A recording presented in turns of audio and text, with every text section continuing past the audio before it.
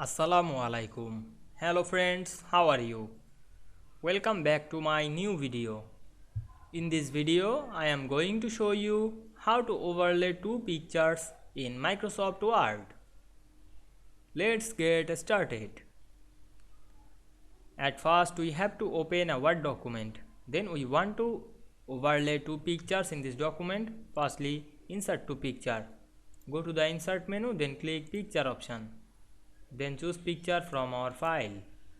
Now I select multiple picture, press Ctrl, then insert these two picture. Then click the first picture and go to the picture format menu.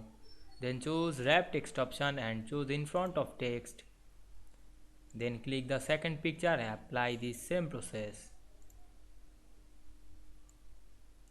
Now we can see here, hide the first picture on the last picture. Now we show this first picture, click the last picture and go to the picture format menu, then click being sent to backward and click send to back. Now we can see here we front to this picture. Now we click the last picture and click being to forward, then click being to front. Now we can see here we overlay these two pictures very easily. I hope you enjoyed the video.